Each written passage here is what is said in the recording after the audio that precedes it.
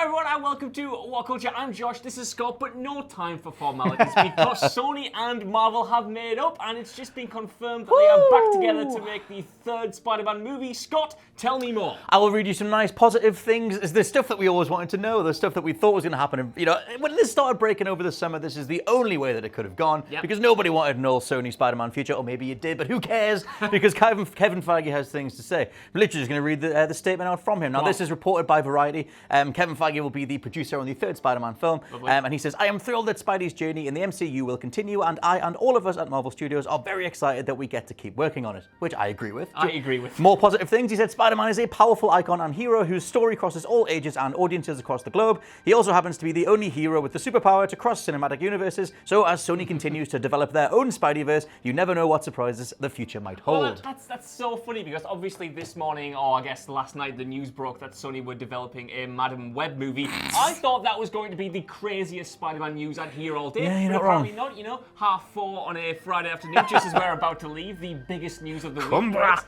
Brilliant. Obviously, I think this is a really good idea. Yes. Kevin Feige being back on board, considering he's got so many other things to do. It's just been announced he's making a Star Wars movie, but that doesn't matter because he's back to create Spider-Man 3, and hopefully this will mean they get to carry on from the cliffhanger ending that was set up in Far From Home, which we all thought might have been skipped over if they went down. That whole thing, Far From Home spoilers, if you haven't seen it, you know, allowed to give you a second.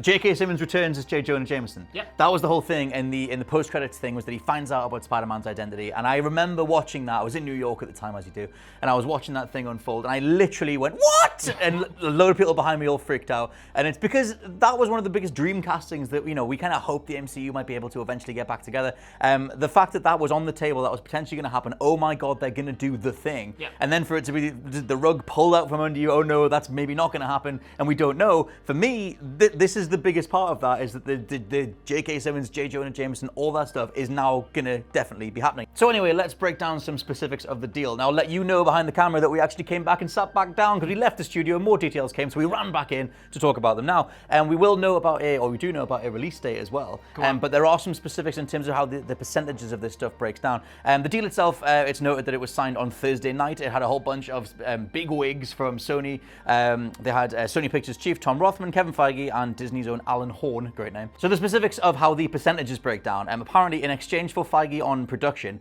Marvel and Disney will receive roughly 25% of the profits, according to insiders. Interesting. Disney will retain full merchandising rights, which is the thing that they wanted in the first place. They already had that, yeah. Yeah, so they get to continue that. Also, as part of the arrangement, Spider-Man will appear in one future Marvel Studios film. Oh, so this is essentially a short-term deal. Apparently, and the one final big thing is that the film is scheduled for release on July 16th, 2021. A lot to take in there. True. 25% obviously is a lot of the profits from the movie, but it is much less than what they originally wanted, which was 50%, a proper 50-50 split, which was kind of crazy because they weren't actually putting any money into the production. They were just lending their producers and creative talent. But, you know, I'm pleased they've come to a conclusion. I wonder what that mystery Marvel movie is going to be. Like, that's the thing. This is a great thing for the comments, because it's like, what one future Spider-Man movie, what one potential property do you want him to be in that makes the most sense? Is it the next big group movie? Is it something in the next Avengers type movie, with whatever the next sort of lineup that's going to be their group-based thing is?